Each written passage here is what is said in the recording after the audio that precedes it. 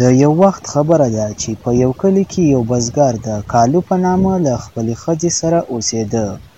هغه د پیاوړي نیت او د ښه سلوک په وجه په ټول کلي کې ډېر زیات مشهور و او ټول کلیواله خلکو به د ده صفتونه کول.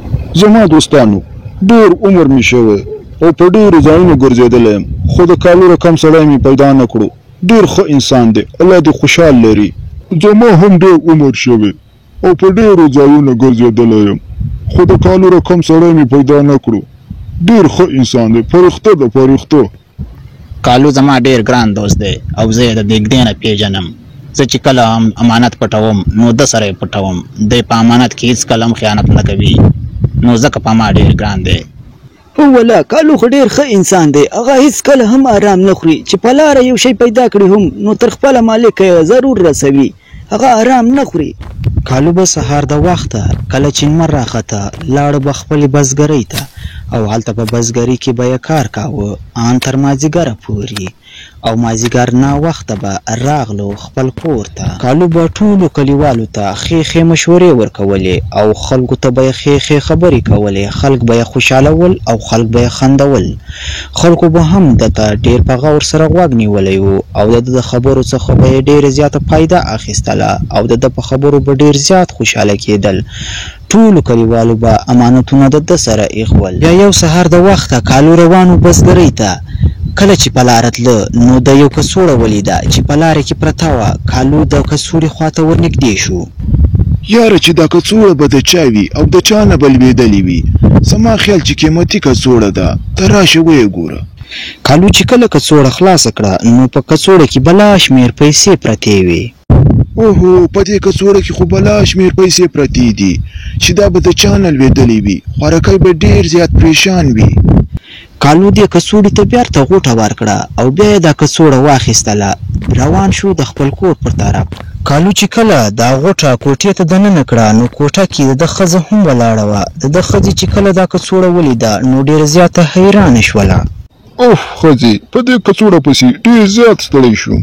یا سړیه، دا د څه شي کڅوړه ده او کور ته دې ولې راوړه؟ دا د چا ده؟ یا ښځې، زه ترېنه څه خبر یم؟ زه چې کله روان وم بزګرۍ ته نو په لاره مې دا کڅوړه ولیده چې په لاره کې پرته وه. ما چې کله دا کڅوړه خلاصه کړه نو بلا شمېر پیسې پکې وې. زه ترېنه څه خبر یم چې دا د کوم خوارکي نه لوېدلې ده؟ یا سړیه، دې کې پیسې دي، دومره ډېرې پیسې. دا خو مالداره شو، مبارک دې شه مبارک. اوس په ښار کې یو ښکلی شان کور جوړ کړو او یو ګاډی به واخلو او بنګلې به جوړې کړو. یا سړیه، مبارک دې شه مبارک. یا ښځې، دا کڅوړه زموږ نه ده، نه هم دا پیسې زموږ دي. دا خدای خبر چې د کوم خوارکي نه لوېدلي، هغه به څومره ډېر زیات پریشان وي. دا پیسې حرامې دي، حرام زه نه خورم. زه ځم کلیوالو ته یې ورښکاره کوم، که چیرې د چا وه نو ورته سپارم یې. بیا کالو دا کڅوړه واخیستله، روان شو چې کلیوالو ته یې ورښکاره کړي چې دا کڅوړه د چا ده. خو په لاره کې د کلي ملک ولاړ و. یا کالو چېرته په منډو منډو ځغلې؟ دلته زما خواته راشه او په دې لاس کې د څه شي کڅوړه نیولې ده، ته ماته راښکاره کړه په دې کې څه دي؟ نو بیا کالو د دې ملک ته ټوله کیسه وکړي چې دا کڅوړه یې چېرته موندلې او په دې کڅوړه کې څه دي. او بیا ملک صاحب وده ته وایي، یا کالو، په دې لاره باندې چې تا دا کڅوړه موندلې، سهار د وخته په دې لاره باندې بل هېڅوک هم نه تېرېږي. ما سې وایه له تا نه دا کڅوړه ما په دې لاره کې ایښې وله، ځکه چې ته سهار د وخته بزګرۍ ته ځې. نو ما په تا باندې تجربه کوله چې ته ته کالو د حرامو مال خوري او که نه. ملک صاحب، زه هېڅکله هم آرام نه خورم، نه هم د چا حق خورم. که چیرې دا کڅوړه واقعا ستا وي نو واخله، زه یې څه کوم دا کڅوړه. یا کالو، که چیرې تا په دې کڅوړه باندې ځان اچولی وای، دا کڅوړه دې پټه کړې وای، نو زه به ستا کور ته درغلی وم او دا کڅوړه به مې درنه اخیستې وه. خو چې تا کله دا کڅوړه ماته راوړه نو دا کڅوړه ستا انعام دی، دا واخله، دا ستا ده.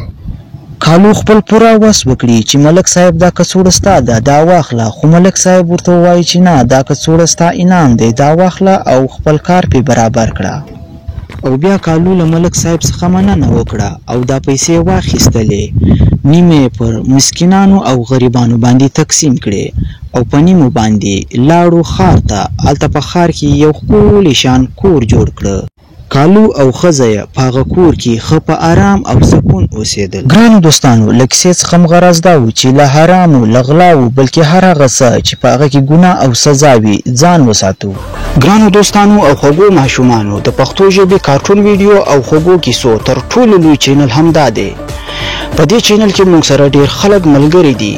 که تاسو هم موږ سره ملګرتیا کول غواړئ نو زموږ چینل درسره سبسکرایب کړئ او دا ویډیو خپلو انډیوالانو او دوستانو ته لازما ورولېږئ. هغه ځکه چې ستاسو انډیوالان او دوستان هم زموږ سره په دې چینل کې ملګرتیا کول غواړي او موږ سره ملګري شي او ښکلې ویډیو وګوري او ښکلې کیسې واوري.